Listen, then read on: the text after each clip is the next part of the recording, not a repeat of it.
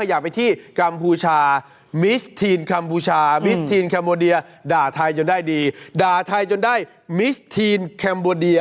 แล้วแถมอีก3 รางวัลรวมเป็น4 รางวัลเพราะด่าไทย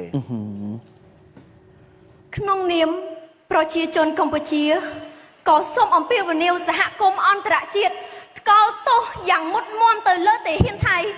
ដែលបានរំលោភបំពានកិច្ចព្រមព្រៀងសន្តិភាពរវាងកម្ពុជានិងថៃតាមរយៈការបាញ់ប្រហារមកលើប្រជាពលរដ្ឋស៊ីវិលស្លូតត្រង់កម្ពុជាបណ្ដាលឲ្យរងរបួសនិងស្លាប់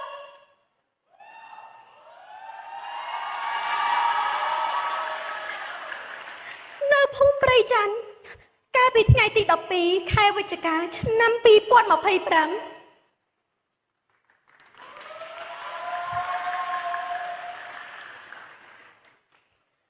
សង្គ្រាមមិនមែនជាដំណោះស្រាយនោះទេការចរចានិងសន្តិភាពទៅជាដំណោះស្រាយដ៏ល្អបំផុតសម្រាប់ប្រទេសคุณปรบมือแล้วเหรอปรบมือเขาซ้อมนานไหมอะบทเนี้ยเขาท่องในใจด่าไทยจนได้ดีมีมงลงองค์แม่ประทับร้องไห้กับคำพูดที่ด่าบ้านเราประเทศไทยว่าเป็นผู้เปิดสงครามใส่กัมพูชาคว้าไป3 รางวัลคว้าไป4 รางวัล1คือมิสทีนแคนเบเดีย2คือรางวัลขวัญใจสปอนเซอร์3คือมิสโซเชียลมีเดียและรางวัลผมสวย4 รางวัลเต็มดูสิฮะผมสวยคือได้รางวัลนี้ทั้งที่ก็รู้ว่าไม่ใช่ผมจริงเนี่ยนะผมปลอมก็ยังได้เหรอ